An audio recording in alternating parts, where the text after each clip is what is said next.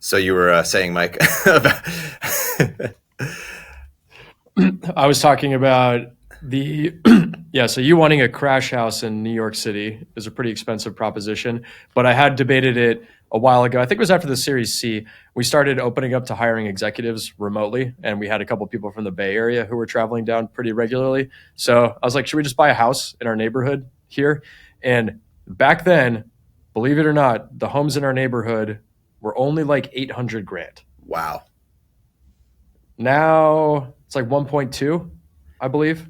it would have been a good investment. And then And for those, finance would be happy. for tho- and for those who are not from LA, we are not in the fanciest neighborhood in the world. We're in the valley. These are very modest homes.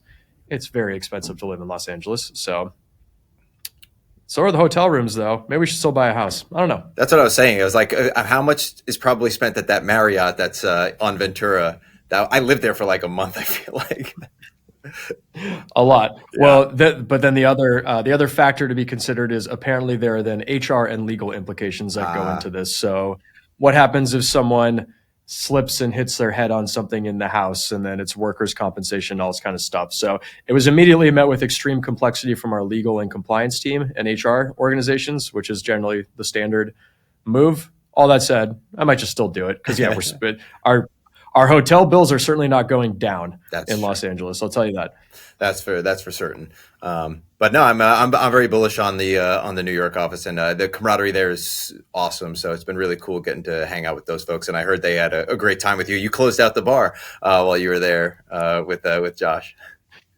I was there. Yeah, I was there pretty late. That was a fun time. That whole team's awesome. They do have a very much like an LA vibe. It reminds me really of when the office was more full here, and so I'm so pumped to expand that office and get them a real space, get them out of that WeWork. They don't have to share a bathroom with anyone else anymore. They get their own bathrooms now, and so yeah, really excited for that crew and to expand that office. We'll have more people out there now. It's going to be awesome. Yeah, and we took home a W for the pickleball team as well. So. Nice. I told them to get you on the squad. Glad. Perfect. Yeah, it worked. So I want to kick things off with, I've been doing this thing now where I do this cheesy joke. So obviously related to the whole lodging thing, and today's theme is on hybrid work, but or hybrid in general, I think as a concept. But why didn't the spreadsheet mind where it worked? Well, because they excel anywhere. Okay. I'm actually going to try to start guessing them going forward. That's okay. That's a good one. Yeah. I wonder how long we could have a podcast where there's just an awkward silence of Mike thinking of what the answer could potentially be before the people are like, did we lose the feed? I'm also very bad at that. So I think you giving me like a 10-second time limit is a very good Okay. idea because I don't think I've ever guessed a joke properly. That's Not fair. a skill of mine. Yeah, no. But that's directly related to today's theme of hybrid. And I mean hybrid in every aspect of it, from applying to the workplace, to cars, to politics, to clothes, to even my own personality. And given the unique set of this recording being a dual studio setup, which I think is pretty cool, it was only fitting to do so. So with that being said, let's get flowing. You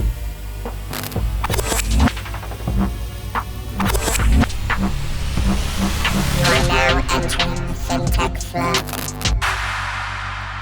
So I want to start things off with getting up to date. This is the Fintech Flow, our hybrid/remote in-person, in-studio episode. I am your co-host, Drew Carrick, CPA active, formerly known as the Rapping CPA.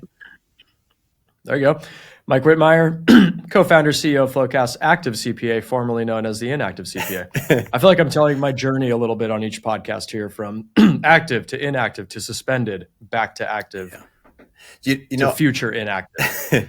I feel like that reminds me of like history through film classes you take in college, where you use like these different films of the era to describe things that are very relevant at that time. I think PBC will fit into that category because there's a lot of things we talk about that are very relevant to the 2020 to 2025 like 5-year period.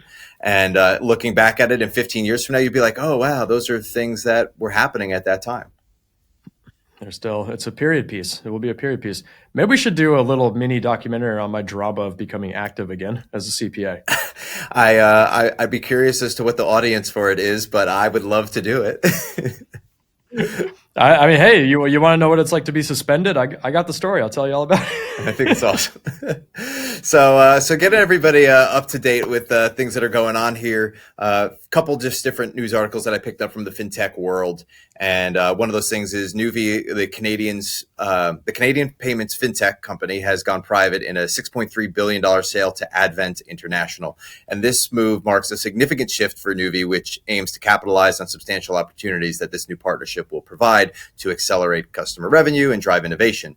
So I kind of, one of the things I was thinking about as I was reading this is like, what's your sort of take on companies making this move, going from public to private? Because obviously, like, we're on the journey of like, we're trying to go from private to public, and usually that's everybody's main journey. Yeah. But some people take this step backwards to moving to private. And what's your sort of take on why that's a move, and is it smart?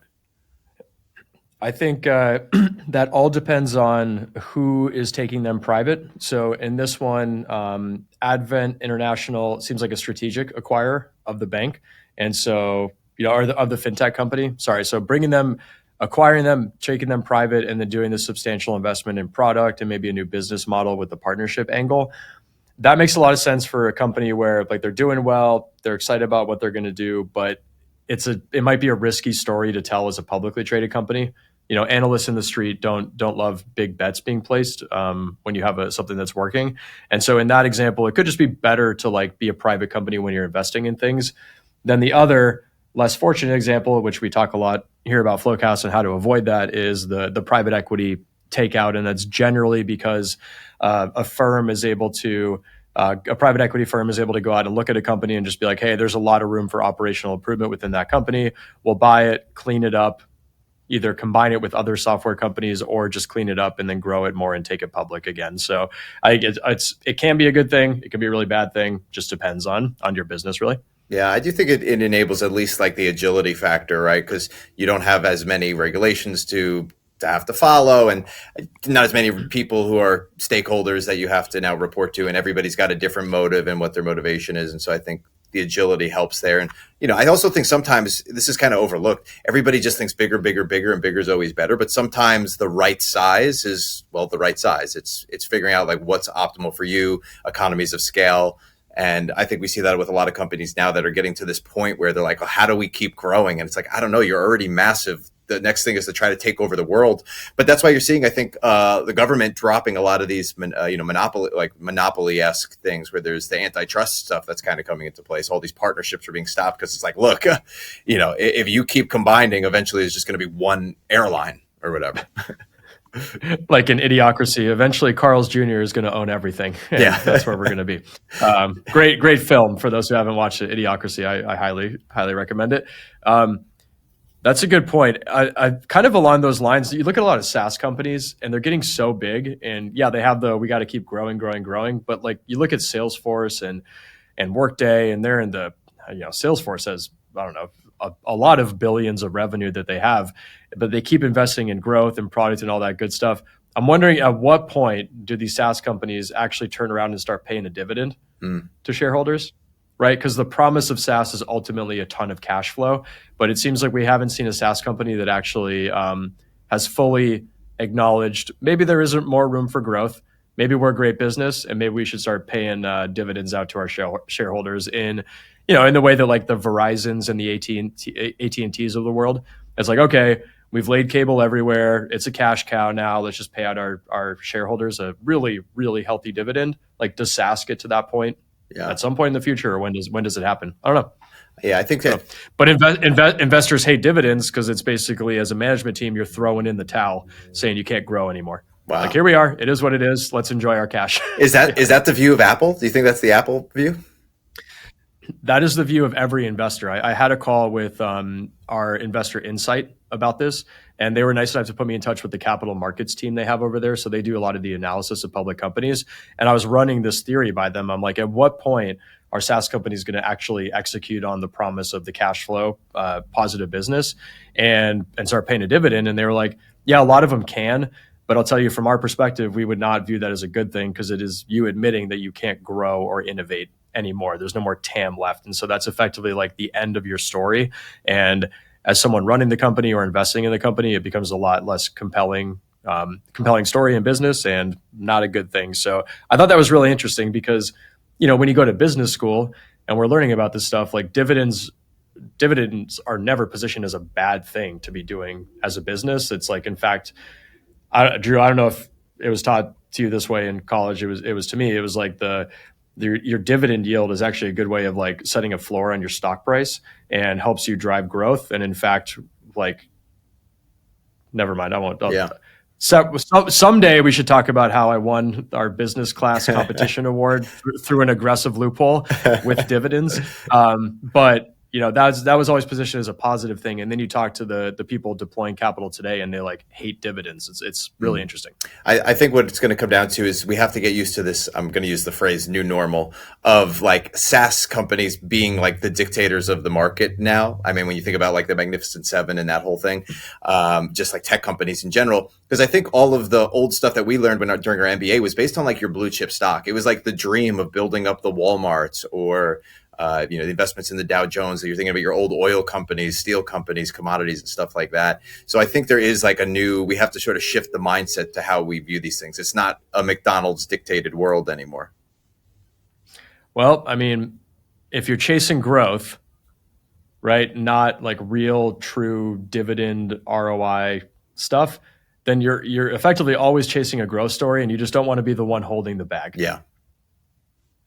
That sounds very different from what I learned in my Finance 101 investment class all the way back in 2003. So things have changed. Yes. Well, in the same line of thought with the investing in the stock market and dividends, one of the things that's also recent news is we are now in the T+1 settlement cycle for market securities trading. I don't know if you heard about that. Most people probably did not. Most people probably didn't even notice, but brokers and clearinghouses probably did. So we used to be in this thing called a T+2 cycle. And this is the thing which is most daunting to me about the market in general. It's like, this is how the plumbing on your house works. Like, you just kind of take for granted that the water is going to run. And when you turn on the faucet, the water just comes out, but there's a whole plumbing system behind it that nobody really understands, except maybe, I don't even know if the plumbers understand it entirely. It's really the architects and the engineers building it. That's how I feel about like the stock market when it comes to things like this. Basically, there's this window of 48 hours where the clearinghouse has to find the buyer for the thing you just sold or find the seller for the thing you just bought, and they lock it in at whatever that price is. So there's this lag essentially. You just go online, you just click sell the stock, buy the stock, and then it just is like, yeah, here it is. And now it's moved to 24 hours instead of 48 hours. During the whole GameStop craze in COVID, not the most recent one, which was really interesting, but the one during COVID, I remember being on Reddit and going down this rabbit hole where this guy had a conspiracy theory that this clearing time frame was actually being used as a mechanism for hiding that hedge funds had shorted more stock than existed in GameStop. Yeah. Which is illegal to short more than the actual cap table of a business. And so it was something like, as long as you can move shares around, and they don't, like, they'll appear in your brokerage account, but they don't actually exist for you. And so the theory was like, there might be this world where you actually don't get your shares afterwards. I don't know. It was like very in the weeds, but I was shocked with how much research the guy did around it and was like pretty impressed. And I'm like looking around for him, I'm like searching around a little bit, and dude's a CPA, was an auditor, was doing all this research in his basement, figured out some really intense stuff. And it was an interesting read. So interesting that I forgot all the details of it today. So I'm going to go back and find that thread. I mean, that just shows the power of the audit skill set. He was very skeptical about the whole situation. I'll tell you that. Yeah. Well, that's exactly what happened with Robinhood in the situation where, like, they didn't have enough money to cover the difference in that interim period, and that's why they literally froze stuff, which is wild. And kind of the next point of up to date news, which imagine most people have heard of, but like you just kind of touched on, is there is a new meme frenzy that's happening right now again, and I don't know what exactly is going to happen with this, and I'm going to touch more on this on the next episode that we talk about, but. I mean, it's happening again, which is, I'm kind of confused as to, like, can you act like AMC refigured they rebrokered a lot, or they restructured a lot of their debt deals and stuff like that. And I'm like, who's accepting this restructuring when, is it just like, well, technically you have to, because if our stock is at this price, then you have to take it. But like, it's fake, it's not actually business strength. It's just driven by a meme. So I think we'll get into that at another point, but that's just something crazy. I'm with you. No, I'm totally with you. I have a quick, funny pat myself on the back story, if I could tell that real quick. Yeah. I enjoyed the GameStop craze so much. I did get involved in it, and I hodled for a very long time. And I've been sitting on like a 90% loss since all of that happened. And then this starts popping off last week, and I put in a sell order at just above what I paid for it during the craze. And dude, I was the second highest paid transaction to happen during that pop. Like, it's always like you're never going to sell at the top. You can never time the market. I like was the second highest transaction during that whole phase. I was like, holy crap, when I looked at the stock chart afterwards, like, whoa, I was that one. That's amazing. I've never seen anything like that before. Wow. So got my money back, hodled the whole time, contributed to it, and got my money back at the end of all it. It was a lot of fun. That's so I should have done that. I have like just a couple shares that I was sitting on where I was down that 90% as well. Wow. Yeah, hold the line. It's not a loss until you sell. That is true. Anyway. But so last part here is like, how about something that is always changing and requires constantly staying up to date with? And that's the new Google, which is of course AI. And now you've got this. I mean, in my opinion, I'm calling it the new Google, and I'm starting off this episode with making that claim is like, I've started to reach, I think, and I think people have in general sort of reached like, this is the limit so far of where it's gotten to. And I say that from the sense of like, even trying to come up with the joke for the first part, and I was utilizing a little ChatGPT to kind of help with probing that. It was laying, the humor is not there yet. It's not there yet. And I also heard about the Google flop of they're trying to kind of push out and release their own ChatGPT competitor, and it doesn't know what's humor and what's real. So you have like it's pulling something from Reddit as an answer, as a potential response to a question that somebody's pulling, or using the Onion as a valid news article, because it can't really differentiate at this point what's satire. And I think that's kind of interesting where we kind of are seeing the limit of AI. One of the things that has blown me away that's been happening recently is people are really excited about Reddit stock because of how many of the AI players are licensing all of their content. And I keep hearing like, Reddit's the biggest source of user-generated content in the world. It's going to be so exciting, blah, blah, blah. But I'm also like, do you really want to trust the comments of Reddit for some topic or whatever you're going to do? And like, if you've ever dug through the comments in a Reddit thread, you would agree with me in this one. They're not great. And so like that kind of blows me away, the fact that that's going to be, and then your point around the Onion, that's very, very funny. I have a cool update on the Onion. Sorry, this is very random since you mentioned it. The Onion was recently purchased by the former CEO of Twilio, the founder and CEO of Twilio, and Jeff Lawson. And he's like, he bought them from a private equity owned company that was trying to make a profitable satirical online newspaper, right? And he bought it, and he just bought it because he loves the Onion. He thinks it's hilarious, but he also thinks it plays like an important part in society and calling out ridiculousness and all this stuff. And he's not in it for the profit or anything. He wants it to come back to like its old glory. And I love the Onion. It's such a cool brand. It's such a funny website that's definitely like lost its luster, but now it's got a good owner who like really cares about the product and doesn't care about making money. It's like a perfect situation. It was so cool. I love that. I love a lot of the Onion video content too. I thought there was one that's like, here's a bear that's, on fire in the street, and here's some B-roll of some people talking about the bear.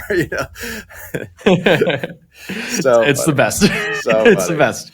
Great. Well, it's glad to hear. And it's crazy. I think we're entering this era now where it's like just billionaire hobby buying. They're just like getting stuff for the fun of it. And I don't know. I think it could be a good thing because when you do something in an altruistic way, it can be pure whatever it is, and there's not a profit, which obviously we like capitalism, but at the same time there is a limitation that sometimes you lose some of that creativity or that artistic sense of humor when you're strictly profit driven. So they completely lost it. It's like, yeah, and for what it's worth, I don't think you have to be a billionaire to buy the Onion these days. I think it was a pretty reasonably priced asset out there. But no, it's really exciting. I'm like on their Wikipedia page reading about it. So Yeah, it was owned. It was bought April 24th by Jeff Lawson, founder of Twilio, with the former NBC reporter Ben Collins serving as the CEO. So I was chatting with Jeff, and he was talking about how awesome the new CEO is. So that makes a ton of sense. I'm excited. I like to get back to its former glory. It's Yeah. going to be awesome. Well, that kind of leads us directly into talking about ChatGPT and OpenAI. PwC has actually become the first reseller for OpenAI's ChatGPT Enterprise. This was reported from Accounting Today. First accounting reseller or just first reseller? First reseller. So basically, Wow. Okay. This is what came from the article. The Big Four firm PwC announced that its US and UK firms have signed a deal with OpenAI to become the first reseller for ChatGPT Enterprise and the largest user of the product. And this means that beyond just helping clients leverage ChatGPT Enterprise, the generative AI bot will be implemented across PwC's entire workforce in order to further scale its AI capabilities. Talk about accounting firms being on the forefront of AI. Let's go. Let's go. You love to see it. I hope it works. Yeah. PwC professionals under that agreement will be able to access the most powerful version of ChatGPT, which includes enterprise-grade security and privacy, as well as the latest tools, including OpenAI's recently announced ChatGPT 4.0 model. So this is pretty cool. All right. All right. Yeah, being a pure reseller is interesting. I mean, we have like we have enterprise also, but reselling it is fascinating. I would love to know the terms of it. Is PwC getting a cut of this? What's the financial arrangement? Well, that's what I was kind of like. But they're not going to dive into that in the article, I have to imagine. Yeah, no, I mean, the fact that, there's been plenty of news about how Sam Altman is trying to make ChatGPT more, profitable, essentially. And that's been the whole battle back and forth, right? Which is why he got ousted and then brought back in, is because they say, no, you're moving too quick. You're putting profit over people. We have to be careful with this. And I am curious how they make this sort of deal happen. And that kind of just got me thinking. I mean, I don't know if you wanted to comment on that, but it kind of just got me thinking, like, how do these big deals happen in general? Is it just like, do the people who are the CEOs of the companies just know each other, or some people high up just know each other? They make these mergers happen, or is it strictly just logic based, where they're really saying, no, this is just the smart financial move? I'll bet you. I mean, all the big four firms have, they form some AI tech group that's going to focus on this, and it might be some partners that have, this is part of their job to do this. I was just meeting with one of our consulting partners, and he had been tasked with joining. It was a 5-person committee around how they could use technology and AI to transform their firm. And then from there, they'll start doing an exercise where they start researching for the best technology out there. Almost everyone knows about OpenAI at this point, so I have to imagine it was just a quick, reach out to the business development team over at OpenAI and then start to have conversations. Enterprise reseller agreements like this take a long time to, with PwC, I'm sure there was a lot of work to get comfortable with the security, where the data was going to be stored. Was the thing actually going to be work? Was it going to work? Is it going to be accurate, for our needs, all that good stuff. And then I'm sure there was a lot of back and forth on pricing and the financial structure of the contract. So that's more like traditionally, that is how it's done. I mean, there are times where CEOs know each other and you can have, people do a round of golf or a bottle of wine or whatever, and deals get done. But for the most part, they are pretty normal through the business development teams getting stuff sorted out. But they take a while, because at this level, there's a lot of stuff to get sorted out. And generally, they can be slower moving organizations with a lot of bureaucracy. In this example, I have to imagine PwC moved a whole lot slower than OpenAI.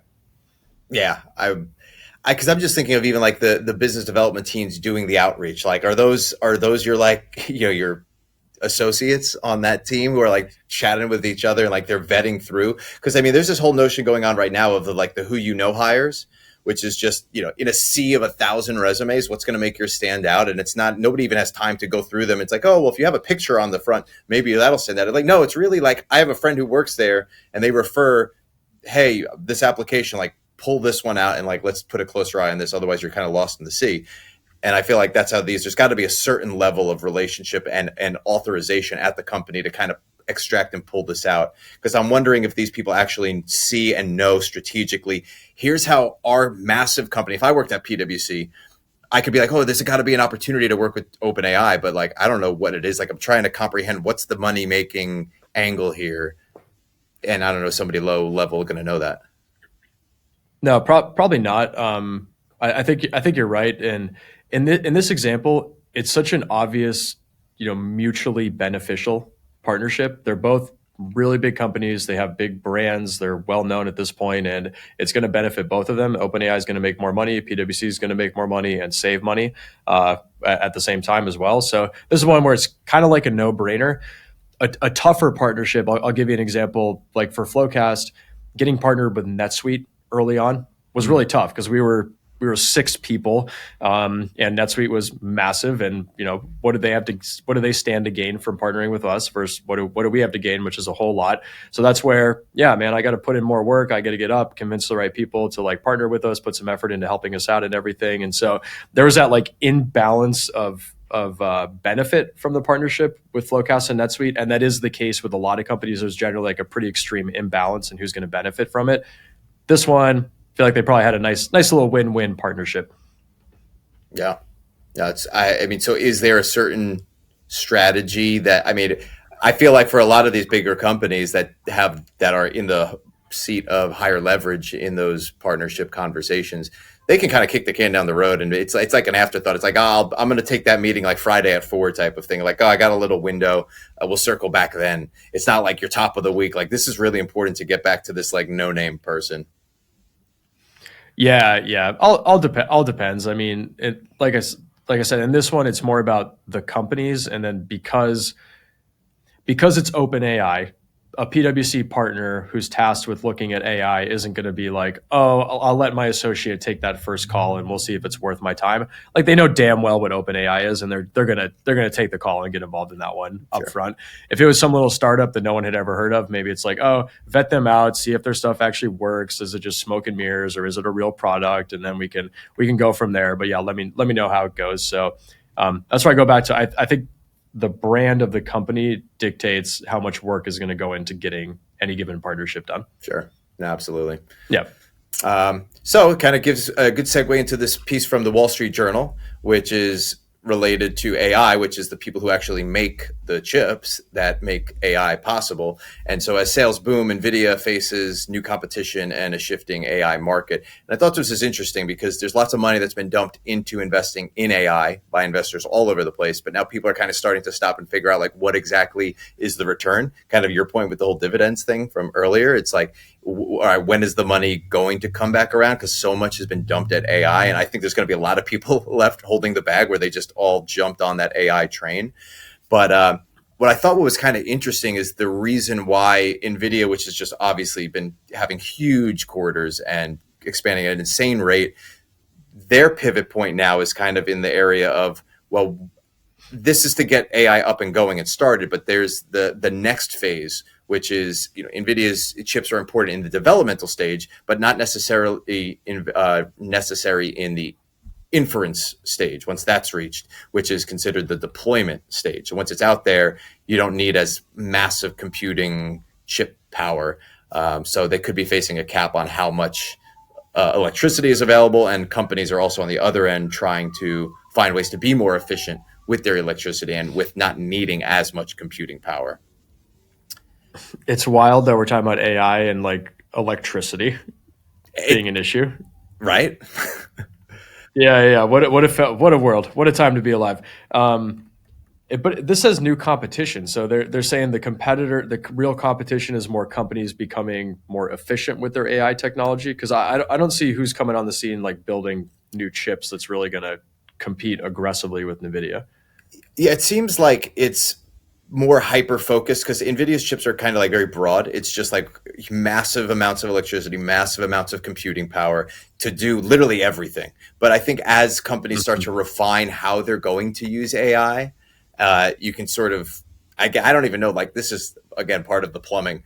How exactly does the intricacies of these chips and this hardware actually work? But from what I gather, you design the chip for a specific purpose. In the same way that like a washing machine doesn't also dry in most instances. I mean, that's a more energy inefficient, perhaps, device, or it takes longer, whatever it is. But it's usually not a washer and a dryer. It's a washer and then there's a dryer. Yeah. No, there's definitely like microchips for different uses, for sure. There are different like degrees of it. But my understanding is what they have is very hard to develop and then manufacture as well. So they seem to have a good lead time on it. I mean, we need a bunch of competitors. That would be awesome because there needs to be more of a free market dynamic over here because they're sort of a de facto monopoly in the space. And my understanding, and now I'm getting a little out of my element, but also they've done a really good job verticalizing the process. So it's not just chips that they're selling, right? Like the H100 is more than just a chip. It's also compute power and things like that. So there's some work to be done. I was reading, comparison of like, are they the equivalent of Cisco in the 90s? Because I guess Cisco found themselves in a similar situation where everyone was starting to build computers and they had a bunch of databases and they just ramped up and their stock went nuts. Everyone loved the margins. A bunch of competition came in and then their stock price crashed afterwards. So is it the Cisco story or is it not? I think the argument for it not being the Cisco story is that it's much harder to develop this stuff than it is to stand up more server racks like what Cisco was doing. So that's it. I don't know. Not financial advice, but wild what this stock has done. There's a lot of options and a lot of approaches that people can take, whether it's methodologies. And there's an approach that Toyota's taken, which is called the multi-pathway approach. And I'm referring to actually the play of the net zero emissions or the net neutral, carbon neutral policies that are kind of been happening. So this is our bullish or bearish segment where I want to talk about that move and how they're taking this multi-pronged approach on hybrid combustion engines. And this is kind of, again, one of those longer plays. Everybody's jumped into this EV craze.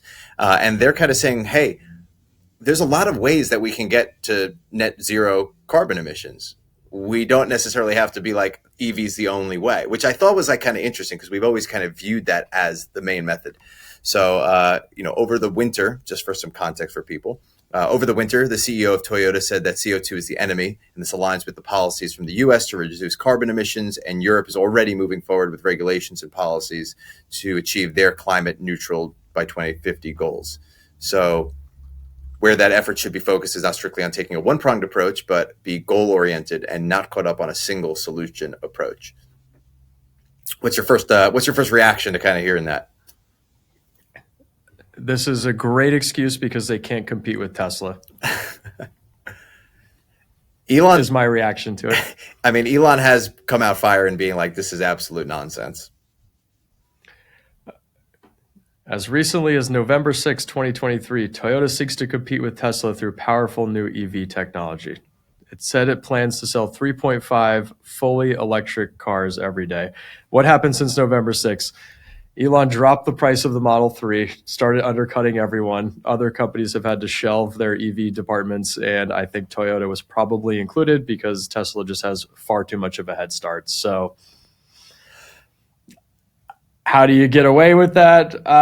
Here's a different way to achieve what we need to achieve. That's my general take on it. Yeah, I mean, what the CEO said is he thinks that it's only going to be 30% of the market. He thinks that that's where the cap is. I think EVs will eventually be probably like 30%. It'll tap out around there. I don't know how you can make that assessment. I don't know how either, but it's an interesting assessment. Isn't that very much dependent on if there are enough companies supplying electric vehicles? Yeah, well, I mean, I guess you know what I mean. Well, I guess here's if you're not going to build any, it becomes a self-fulfilling prophecy to be capped out at 30%. Well, do you think that's because has Tesla scared away everybody else from even making EVs? Yeah. Wow. Exactly. The CEO was it? So let me look this. The CEO's actually name is Toyota, and I mean. To be honest, I will say though, because I know you're being bearish on the hybrid engine. You're being bearish on the hybrid engine. I'm still bullish on the hybrid engine, and maybe this is because you have a Tesla and I have a plug-in hybrid. But sorry, I'm not. No. I'm not bearish on the hybrid engine. That's not what I'm saying. Mm-hmm. What I'm saying is this is a nonsense excuse because the reality is they can't compete with Tesla on EV. And this was Ford's CEO 11 months ago just straight up said that. Tesla has too much of a lead. I can't compete with them. And it's because I go back to it's because of CFOs. You ready for this? Okay. You ready for this? Here's this. It's because of CFOs. So like when I was in business school, we're learning about all this stuff. And there was a big shit. The two kind of main topics were about globalization at the time, and that's like how old I am at this point, is about globalization, how that was going to be the future of our economy. And second was about how the income statement is all that matters. Like up until that point in time in America, we had an appreciation for the balance sheet, building up manufacturing capabilities. You can produce this stuff, holding appropriate inventory, doing this, all that kind of stuff. We appreciated that. Then we started to outsource a bunch of labor as a result of globalization. CFOs realized it's more profitable to outsource labor to another country than it is for me to build a facility here and do all that work in the United States and resell it. And then the way we're selfishly compensated is on quarterly earnings. Why in the world would I ever do a capital investment project when my bonus is tied to us being as profitable as possible? That sounds like a terrible decision. So time and time again, I'm going to make the short-sighted decision of outsourcing everything rather than investing in it, because I want to get paid and that's what the street wants. So you just have to do your job, right? Tesla had none of that going on. And Elon came, he started the company as a private company, so he didn't have to answer to the street. He had no bonuses tied to earnings per share. His big bonus, as what just blew up in the market, was he had a big bonus tied to an overall valuation of Tesla, right? Their market cap as a business. So his perspective is, let me invest in all the underlying infrastructure that allows us to develop these cars, manufacture these cars, and sell these cars, and then also build a system of chargers that allows our customers to charge their cars on a regular basis. We need to build all of that groundwork, that foundation, and then start producing these cars and selling them, and that's how we're going to be effective. You hear the Ford CEO talk. They've financialized their balance sheet. They've moved all of the income statement. Everything is outsourced to contractors. So one of his lines was, if I want to make a change to the steering wheel, we have to reach out to 70 different parties. And we have different software for our main console versus our steering wheel versus our air pressure, our tire tracking system. And you got to make all this stuff fit together. And then you got to iterate on that. And Tesla can just iterate as fast as they really want. Ford can't iterate there. So every company is like this because of how short-sighted they've been year over year, trying to just maximize their earnings, while Tesla's been willing to invest and commit. And you fast forward, 20 years of that happening, and boom, here we are today, and you just can't compete with that. This is a nonsense excuse for not being able to compete. I mean, I actually have firsthand experience with that. My dad had an issue where, like, basically Ford was he ordered a Ford Bronco. There was like an issue with the manufacturer who was supposed to be making like the soft top or the hard top, and it ended up being like a fake company or something like that. And like they totally bossed it, or like they didn't have any of like the actual manufacturing. It was like you were outsourcing to a company that was then outsourcing to somebody else. It was one of those situations, I think, that happened. Exactly. Well, what's kind of crazy is that's what Boeing's doing also. We're seeing how that's playing out. So, didn't you mention that at one point we had reached out to Tesla about using FloQast, and they're like, "We'll just build it ourselves if we're gonna do it." It was one of my favorite conversations. I'm talking to the CAO, and he goes, "Yeah, I'll take a demo of it." He's like, "We'll check it out, but I want to be totally transparent. Like, if we really like it, we'll buy it. We'll probably use you for like 3 years, and then we're just going to build our own, and we'll churn off of you." So I just want to be really open about that. I was like, dude, I very much appreciate the transparency. I do not want to do that. So we'll go ahead and pass on working together, even though I'd love to have Tesla as a logo. But like, he was saying that they've done that with so much software internally. That's how much as a company, they just don't believe on being dependent on other parties. They want to completely control their destiny. And I would argue it's worked pretty well. Yeah, because I know Elon's not a popular figure. He might put some dumb stuff on social media, but like, you got to give him credit. He's built an amazing business with an amazing product, and it just is. It's different. It's different than every other car. Yeah, that autonomy of not having to rely on anybody else is awesome. That's also it's plugging it back into the hybrid engine thing here. Why I'm a big fan of the hybrid engines, because it is sort of a self-sufficient ecosystem, if you will. Like, I like my plug-in hybrid situation because I could use electric. I can recharge that battery using, going downhill on the gas. I feel like I can get like 600 miles before I ever have to, pick up gas. So I only have to fill up my tank like once a month, basically. And that's only from driving on the weekends. So I'm pretty bullish on this approach, though, to achieving that. I mean, like, look, they realized, to your point, if we go with that, they realize, look, we're not going to beat out Tesla. We're not going to be the EV seller. So we still have these regulations and policies that are coming down the line that we have to face, we have to deal with. How are we going to iterate and move forward? And while everybody else is still just like pondering in their own misery of like, what are we going to do about EVs? They're like, well, let's just pivot. We're going to focus on a hybrid engine that takes hydrogen. It works with plug-ins, so that way it can work with electric, take a hybrid approach. It works on the other different types of fuel options that there are. And Toyota's operating profit was $32 billion last year, making it the first Japanese company to hit the 5 trillion yen plateau, which is pretty cool. Ooh, good for them. Good for them. Yeah, no. I think it's a good, like, it's much better than just saying we're not doing any of this stuff. We're going to go back to making gas guzzling vehicles. It's a really great compromise. And Toyota with the Prius, man, they've been good at this for a long time. This is exactly what they should be doing. Yeah, as like a corporate strategy, I wholeheartedly agree. Yeah. If I were them, I would be doing the exact same thing. It's just you got the skeptical side of me blowing up this press release because I think it's a nonsense reason for why they're actually doing it. Yeah. So it's like, that's all. 32% increase in hybrid. So, I mean, we'll see how this kind of plays out in the long term. Is it because there's just not enough? Or is it because there really is like this market demand right now? It hasn't fully shifted to EVs. There is this sort of bridge that is coming back into light.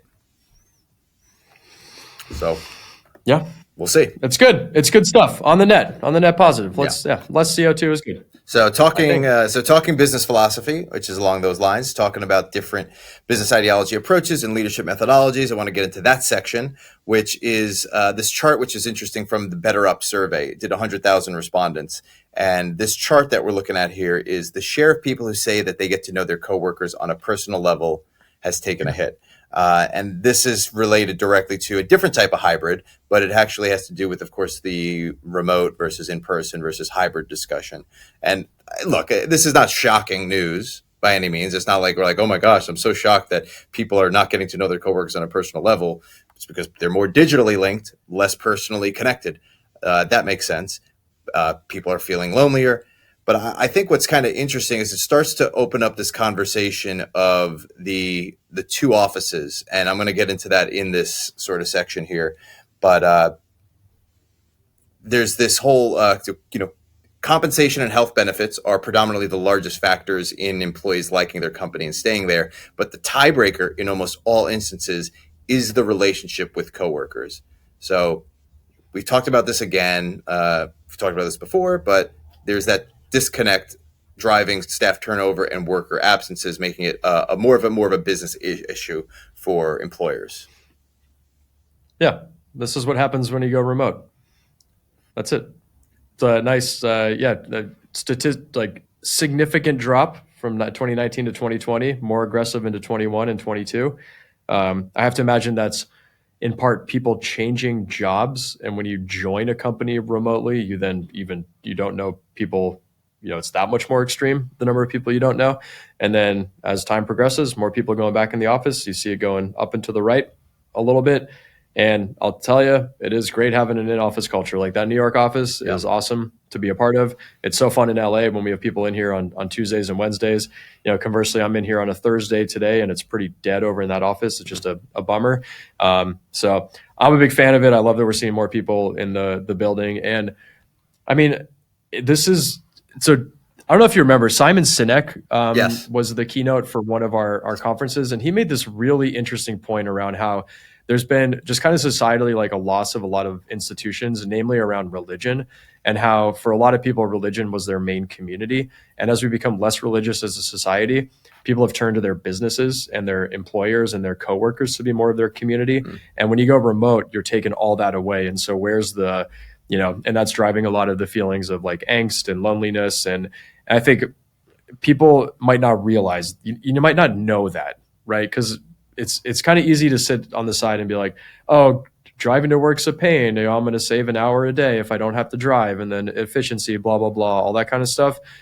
But I think it's an unknown benefit that you probably are a bit of a happier person because you get to interact with people, and the people that you work with every day, you actually know more about them than, their handle on Slack and what time they're available. It's like, how many little personal anecdotes do you know about people who you haven't spent much time with in person. It's not as many, and I think that's meaningful and impactful. And that's my pitch for the campus housing. So just hear me out though, because there's two aspects of this too. There's of course like the look, of course, I don't want to pay rent, so no, absolutely. I mean, I think there's two parts to that, right? One of it is the fact that it is creating like you said, people are leaning on employers more for creating that camaraderie. I mean, I think when a company sponsors a happy hour, when a company buys lunch for the team and everybody gets to meet around the catered table and just, sit together and have that lunch. When you have office events and stuff, it does create that camaraderie that we're starting to lack as a society, just as people have become more digital. Forget about moving to remote work. People just become digital over the last 2 decades from your phones. So it is forcing people to actually have the interaction that they need. So it is good from that standpoint. On the flip side, right? Not the flip side, but in the addition to that, there is this financial aspect where I think there's just an expectation that companies, especially to retain top talent, do take on more of a burden of some of those personal things, like installing chargers for your EV at the office. What we have, which I think is awesome, is of course a car wash, which makes me more efficient. I don't have to go spend time going to a car wash and the hassle and the stress of that. I just know it's showing up, it's there, it's going to get taken care of, and I can focus a little bit more on work. And I'm not saying that companies are going to move to this at a rapid pace by any means, but I think there could be a potential future where it's like, maybe there is that creation of the office does become more homey, right? And a step onto that is not necessarily like you can't be moving with your family type of thing, but this whole notion of it's not people can't afford houses. People can barely afford rent, right? And so you have these situations where do companies start to step up and take on some of that as a sort of fringe benefit, as a more attractive piece, as opposed to just continuing to we're just going to raise raises, we're just going to raise compensation. So I do think about it from that standpoint as well. Yeah, no, you're right. Everything you're saying makes logical sense. It just feels like such a dystopian future that I can't believe it's worth actually talking about. Yeah. People who have really good paying jobs can't afford housing. Corporations should provide housing for that. So, which of you're course, not wrong though. But what's interesting, like CBRE, right? One of the bigger real estate brokers, commercial real estate brokers out there. We're working with them. I was talking to them a little bit, and that's definitely their philosophy, is like trying to make the office more homey and offer services that are things where people have to take time out of their day to do, or are like acutely personal to them. So, for example, should we have like a barber on site, and then people can just get their hair cut real quick and they don't have to worry about taking time out of their weekend or the weekday to do that. Pet sitting apparently is becoming a lot more popular. That way all the people who got dogs during the pandemic can not feel bad about leaving their dogs at home.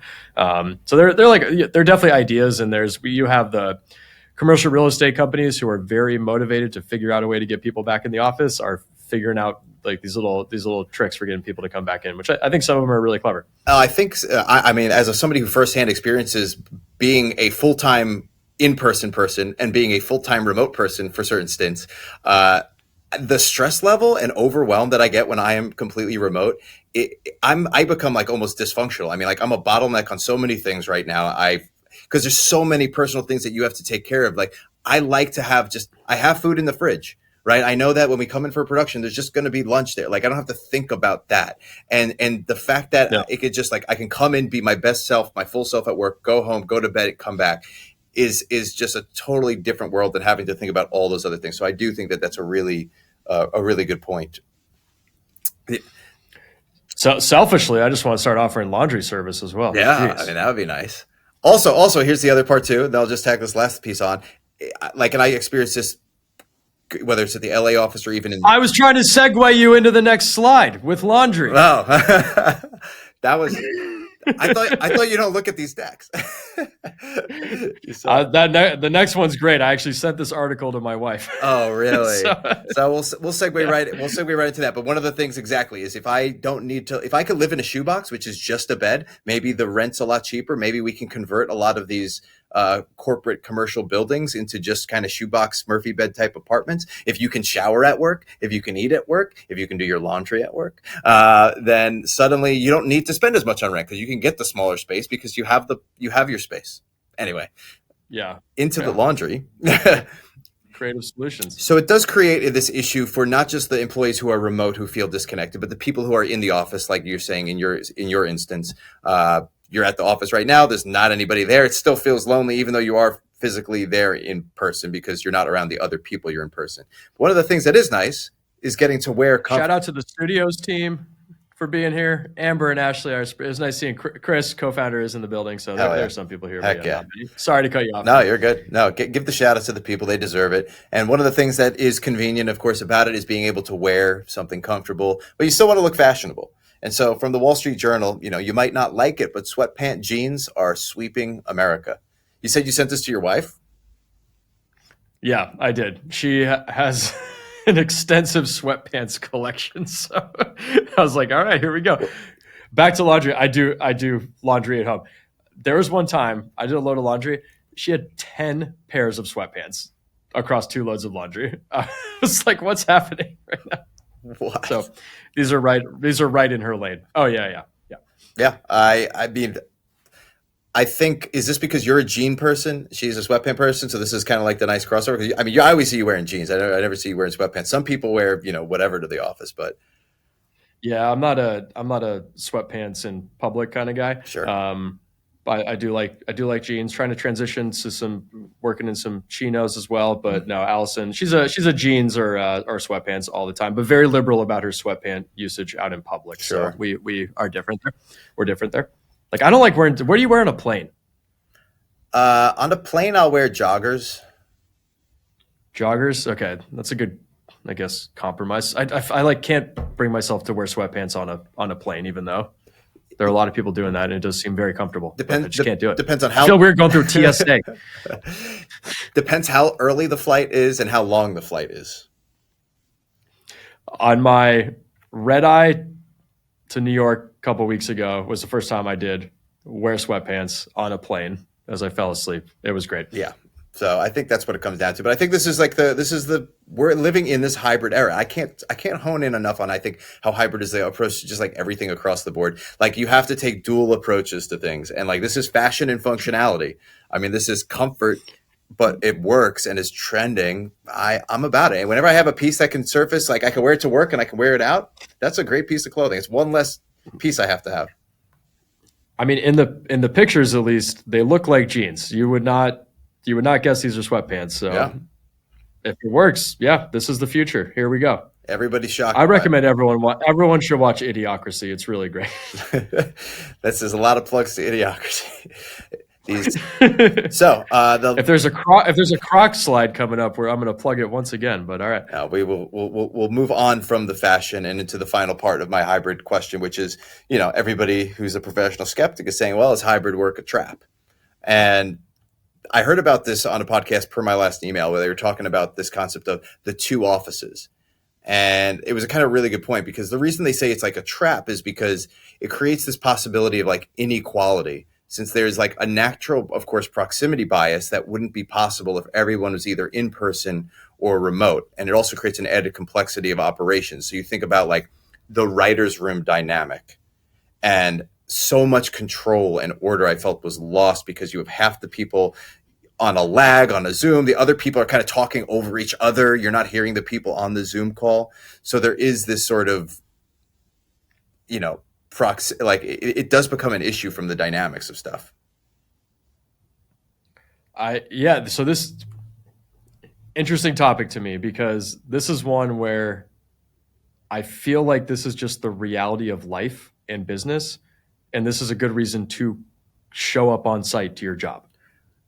Well, here's the thing about that. So this is why they call it the trap, right? Hybrid being a trap. And think about it from the standpoint, if you had mandated everybody's in person, forget it, take culture out of the equation, right? Everybody has to be in person. Everybody's in the same boat. So you and your peer are both in person. You both have an equal opportunity at making that positive impression. If the company is entirely remote, there isn't even a physical option. None of you have the opportunity to try to show up. This has created this essential disadvantage for those who, obviously it's a choice, but that choice never existed. There was never this bias possibility, and now it exists. The key word was there, it's a choice. Obviously it's a choice, and that's a reason. I think that's one of the trade-offs you make is if you decide you want to be a remote employee and not put in the extra time and effort to get into the office and meet everyone, like life's not fair. Yeah. I'm sorry, life's not fair, and you got to accept the reality of humans. And it is what it is. Yeah, like if you see someone every day and you know they're a good top performer, they're going to get the nod around someone that you never ever see who might be an equal performer to them. Like it's just kind of it is what it is. Just got to accept reality. So do you think it's a bet? Sorry. Do you think it's a good thing that because this choice didn't exist previously? There was no choice. It was just, you're going to have to just show up in the same way as everybody else and, perform well. But do you think this is actually a good thing? Because in a way it weeds out people who are perhaps not as dedicated inadvertently, because previously they didn't have the choice to not show up. And now if they're choosing not to show up, maybe that's telling me a little bit about you. Well, it in some ways it's back. It's like the reality of business. If you're gonna, most companies are headquartered in major cities, LA and New York for FloQast, and if you're gonna take on the extra expense of living in one of these cities, the time it takes you to get to the office, the benefit that you get of that is you have FaceTime with people. You're going to get to know your team and your managers better and enjoy working with them. And then executives are going to get more exposure to you as well. And that's going to put you in a more advantageous position, as is determined in this article. What I like, or what's funny to me, so now as the guy like running a business, I think it's funny how it's kind of positioned as like, it's a trap. Like the corporations wanted to trap you with this and do all this. This is a response to what employees wanted. Mm. This is like, oh, okay. Oh, you want hybrid? Okay. You want 3 days a week, or some people want to stay there. Some like, okay, whatever, fine, whatever you want. This is like a whatever you want. And then have it be flipped is like, it's this trap that corporations have created to do this. Is like, what the hell, man? What do you want me to do? You want me to mandate it or not? Yeah. Come on. So anyway, this is like, what? God, this is killing me. No, what do you want us to do? Not every CEO is evil and has some back office plan to screw everybody. Like this is literally like, it's what you all wanted. Yeah. What do you want me to do? I think it just goes to show that no matter what, someone's going to find a problem with whatever happens. But exactly. It's like, what the hell? I'm on the same page. But this concept of like the two offices, which I thought was interesting. And I think we're starting to kind of pick up on this now, but there was also the different dynamic of like, if you're in person and half the team is remote and half the team's in person, it also creates this weird dynamic as like a manager where you're like, you have to address people over here. You have also people you're talking to in the office, how you interact with them. I mean, we know that email and Slack and text talk is different than in person or over the phone talk. There's a story that I wanted to share, and I wanted to kind of get your take on what you think about this. Like, are we better off with the Slack lag, is what I'm calling it, versus the spontaneous phone call? Because you remember when you had a desk and you had a phone number at your desk and they would just, star whatever the 4 digits are, and then it would call whoever that person is. This is their direct line. That could happen at any moment. I feel like I'd get anxiety now if I had a phone on my desk at any moment where all of a sudden I could get a phone call, versus like now you kind of get a Slack, you get an email. Let me think about what was asked of me. Let me digest it, figure out how I'm going to respond. I have historically not been much of a caller like that. I don't pick up my cell phone a lot and just call people to get shit done. I regret not doing that sooner. I've started to do more of it over the last year or so, I would say, rather than text about something or Slack and wait, just call someone up, and generally you can get the answer really quickly and maybe shoot the shit for a little bit even and get to know somebody a little bit more. Hey, what are you up to? Oh, you're doing that? Okay, cool, blah, blah, blah. Like when I'm Slack someone, I'm not going to be like, hey, what are you up to? How's it going? So I'm going to be like, here's the thing that I need. And then with Josh joining. So Josh, our new president and CRO, we had a great interview with him on Blood, Sweat, and Balance Sheets. If you haven't listened to that one, I recommend you check it out. If you want CPE, go to Flo Academy, learn.flocast.com to get your credits for listening to that one. But Josh is very much a cell phone guy. And so he'll just call me up out of nowhere. And I've gotten very used to it. I'm very on board with it. Like we'll talk for 5 minutes. We'll get a bunch of stuff done. He's not one of the reasons I don't like talking on the phone. I'm curious how you feel about this. One of the reasons is I have this fear of getting caught up in small talk and just not being able to end the call. Is that, do you ever have that thought? No, I feel okay. That's just me being impatient. Mine is usually because I feel like I've gotten to the point where I'm like, I like to just be like a know-it-all, if you will. And I'm like, what if they call and I don't know the thing and I don't have time to figure out what the thing is that they're asking? I need a chance to figure this out. Like for me, that Oh, okay. I lived in constant fear at one of my old jobs that the president at any given moment was just going to like call and be like, what's the status on this thing? And I'm like, I don't know. We don't have a system in place to find that. And now I'm like scanning through documents. I'm like, oh, you're kind of babbling as you're trying to find the thing you're looking for. I don't like getting caught off guard like that. But Yeah. I think to the purposes of why you're probably using the call, it's different because it's hey, we need to talk through this. This is easier to just have a discussion over as opposed to like requesting something. Exactly. It's a conversation discussion about an idea or something to that effect. Yeah. If it was like, Mike, what's our NRR today?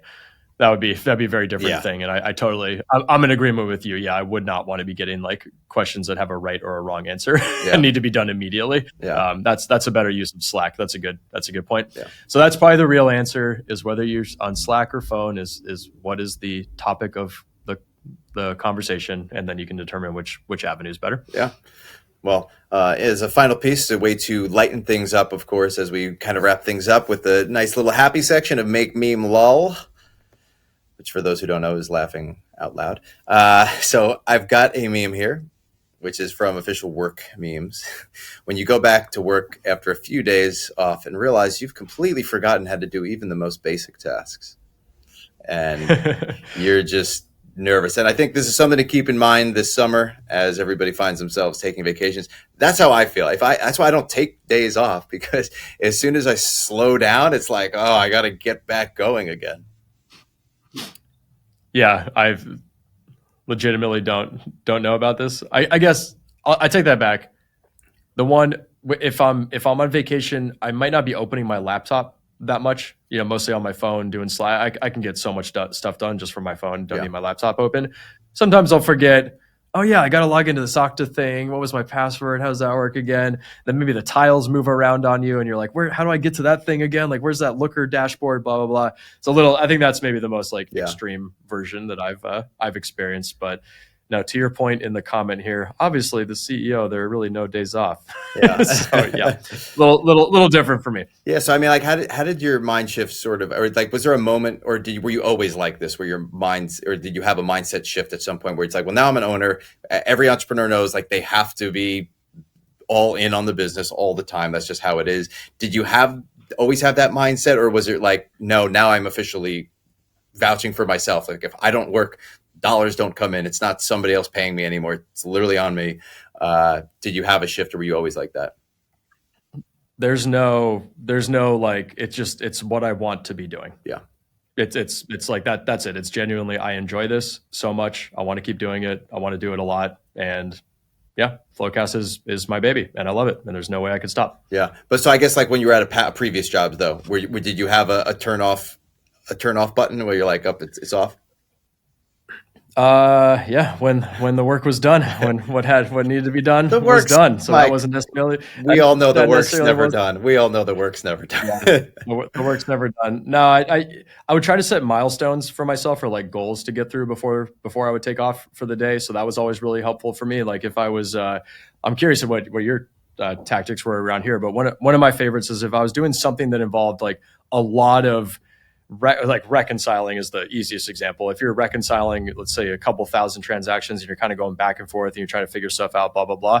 I'd create myself a quick little counter thing. So I knew how many I had matched so far and what percentage through the process I was. And then I would set some goal like, all right, before we're going to leave today, we're going to get to 80% of this thing complete. And then would work towards that goal. And just seeing like a counter kind of build up for me, helped me, feel like I was making progress, understand where I was going, and then establish that goal. So really nerdy, just a little thing that I like to do when I was in the weeds doing accounting. But yeah, how about you? What do you got? Yeah, I mean, I think part of my mindset, so no matter what I do, it's like there is no like off. I don't believe in like, well, I clocked out and now it's done. It's like, no, I'm constantly thinking in everything I do. And I think it's also kind of unique to just my role, just in general. But for me, it's always a cost benefit analysis, which is the stress that you get from having work pile up worth the relaxation you get from taking the time off? And I in most instances, I'm like, honestly, I would rather do a little bit of work and keep the ship going and keep my mind at least somewhat active. It's not a big deal for me to put in, to check on things over the course of the weekend. I don't think that that's a big deal whatsoever. I'd rather do that and then not come into a fire drill on Monday morning or something, or when I'm back from vacation. So in order for the vacation to be worth it, or the trip or the time off to be worth it, I'd like to still, I think, for the most part, be plugged in, unless it's like a totally off the grid sort of situation. But it's a cost benefit analysis. Yeah, the off the grid situation is few and far between. That's a good argument for phone calls instead of Slack. So one of the nice things about taking phone calls is you don't build up this like backlog of requests and things you have to get back to on Slack. It's just done. It's just done real quick. So like, for example, right before we recorded this, I'm sorry, I was 5 minutes late because Josh called me to talk about something, and we talked through it 5 to 7 minutes. We're done with it. If we hadn't done that, it would be like a Slack sitting, waiting for me right now. I'd be thinking about how to get back to him, and I wouldn't have put it to bed. But it's been put to bed. The only reason it hasn't is because we're talking about it on this podcast right now. But other than that, that conversation's done. I can move on with my life. No further thinking required. On to the next thing. So that's one of the benefits of using the phone instead of the delay in Slack. Yeah, well, that'll take us right into our concluding cycle, which is the wrap up of, maybe this could have been a phone call, and it was a phone call. This was, that's how we got things done. We could have been slacking about, hey, how do we get this whole studio thing set up? And then sometimes it's just, you talk it through on the phone, and that's how you're able to get it done more efficiently. I just want to point out, we segued again beautifully onto the concluding cycle. That's what a podcast of segues. Yeah. Well done. And I think that's the hybrid approach, right? You slowly segue off of gas and into electric, and then back and forth. I mean, to go from the sweatpants, jeans, somewhat work, somewhat home combo into the hybrid work trap slide right after that was beautifully done. I'm very impressed with your segueing capabilities today. Yeah. Thank you. I think overall, I'm getting a little bit better at making the decks and having them flow. So no, it was great. It was great catching up, getting everybody up to date on the news, talking about this cool kind of hybrid situation. My thing that I'm hoping to maybe do a session on is where I can ask you about how to delegate things. That's something I'm not great at doing, because I feel like that's why I can't turn the brain off, because I'm like, well, I'm the bottleneck, so I have to respond to these things. But I think you've done a great job setting up a team of people who are able to do that and to get those things done. So you can maybe just get the phone call, make the decision, and then entrust them to go do it and make it happen. I'll say a high level, hire someone, trust but verify, and then trust. That's how I do it. Very cool. That's your advice for the day, everybody. This has been the Fintech Flo, and we'll see you all next time. Thanks for checking out the Fintech Flo. As a reminder, this episode is available for CPE credit, and you can get that at FloAcademy or on the Earmark app. Details are in the description below.